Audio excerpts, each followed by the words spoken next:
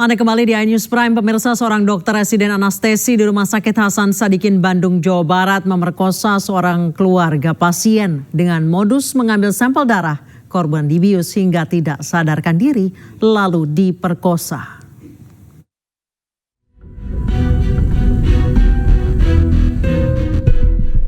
Kasus pemerkosaan yang diduga dilakukan seorang dokter residen anestesi pertama kali diungkap akun Instagram @ppdsgramm.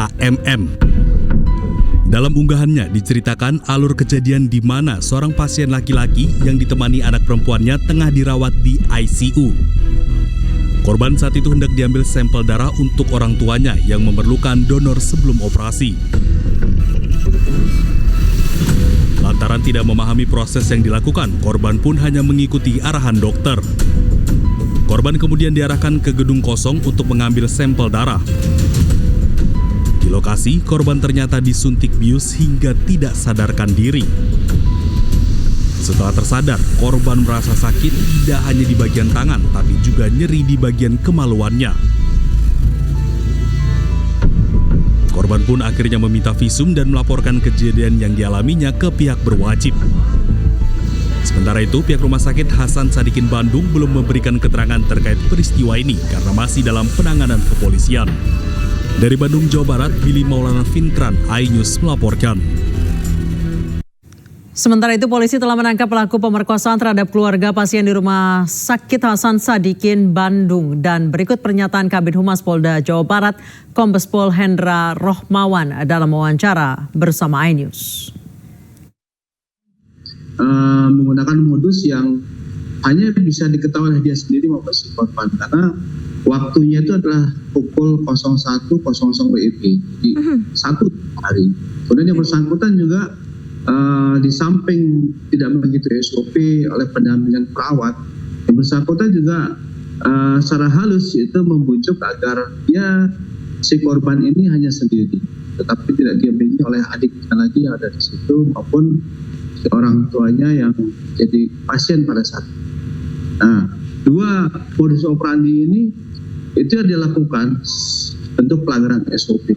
Kemudian yang ketiga, yang bersangkutan ini memasukkan yang unsur-unsur kimia pengobatan yang bisa mengakibatkan si korban ini terbius dan pingsan, sehingga dengan leluasa yang bersangkutan melakukan aksinya, sehingga ketika tersadar si korban ini dia melihat jam itu ternyata dari jam 1 sampai jam 04.00 hari, dan yang bersangkutan merasakan ada suatu keanehan yang terjadi pada dirinya, yaitu pada merasakan perih di bagian itu ketika saat terkena air. Ada diskusi ini bersangkutan dengan orang tuanya dan akhirnya mereka bertekad untuk melaporkan ini untuk diperiksa dulu oleh perawat yang ada di rumah sakit.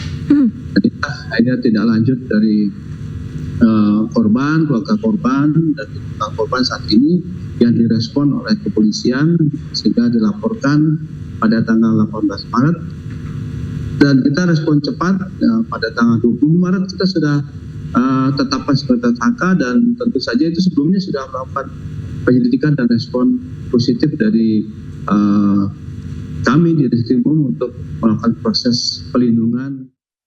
Sementara itu, Universitas Padjadjaran telah melakukan pemutusan studi terhadap dokter PPDS anestesi yang terjerat kasus pemerkosaan. Unpad pastikan yang bersangkutan tidak lagi tercatat sebagai mahasiswa dan tidak dapat berkegiatan di lingkungan kampus maupun rumah sakit. Tentu Unpad dalam hal ini tentu masa prihatin terhadap kasus ini, dan secara umum Unpad tidak akan mentolerir segala macam bentuk pelanggaran hukum dan pelanggaran norma yang ada di Padjadjaran.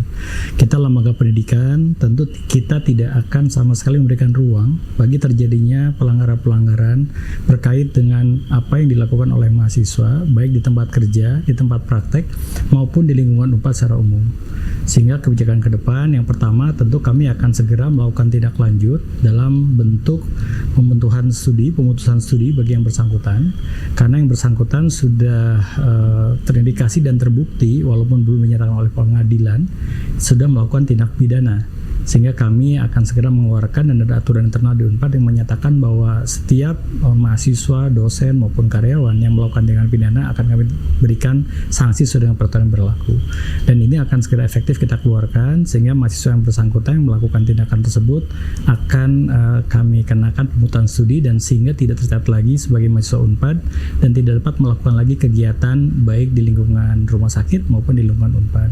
Hal lain adalah tentu kami pun akan melakukan pendampingan untuk korban. Jadi berkoordinasi dengan Rumah Sakit Sadikin dan juga dengan polisi dan mudah-mudahan dapat terjadi keadilan bagi korban dan kami mengucapkan juga prihatin dan juga penyesalan untuk korban. Semoga ini tidak terjadi lagi di masa yang datang pada mahasiswa Unpad.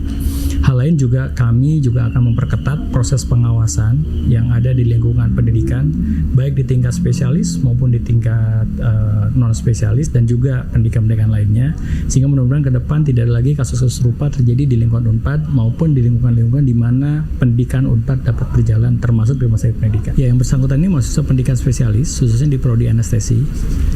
Jadi kami sekarang sudah berkoordinasi dengan Dekan FK Unpad dan juga Direktur Utama Hasan Sadikin. Kami juga sudah berkoordinasi dengan Kementerian Kesehatan sehingga ini kelihatannya multidimensi. Jadi tidak hanya berbicara mengenai masalah pendidikan saja, tetapi secara lengkap adalah bagaimana pengawasan peserta didik dan juga masalah perundungan-perundungan, juga masalah-masalah lain yang berkait dengan proses pendidikan spesialis khususnya di rumah sakit pendidikan. Ini akan kami coba lakukan ke depan agar tidak lagi terjadi atau minimal akan diminimalisir sekecil mungkin peluang-peluang yang akan.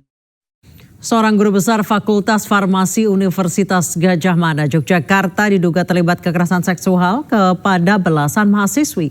Modusnya dengan mengajak korban melakukan bimbingan tugas akhir di rumah sang dosen.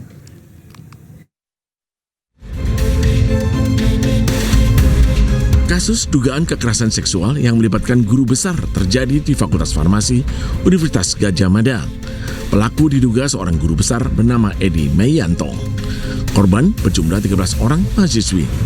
Kasus ini terjadi sejak akhir 2023 hingga pertengahan 2024.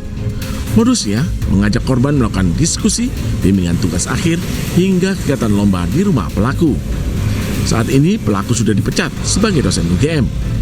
Pelaku juga tengah dalam proses pemecatan sebagai ASN dan guru besar. Tahun 2024, kemudian sampai rekomendasi keluar itu di akhir 2024, keputusan dari Ibu Rektor itu keluar Januari 2025. Dan pada hari yang sama kita sudah mengajukan kepada kementerian. Namun di pertengahan bulan Maret itu ada keputusan menteri yang mendelegasikan pemeriksaan untuk pelanggaran disiplin kepegawaian yang hukumannya sedang sampai berat itu didelegasikan ke pimpinan perguruan tinggi. Saat ini pihak UGM tengah fokus melakukan pendampingan kepada para korban karena sebagian belum lulus dari kampus. Dari Sleman, Yogyakarta, Heru Trijoko melaporkan.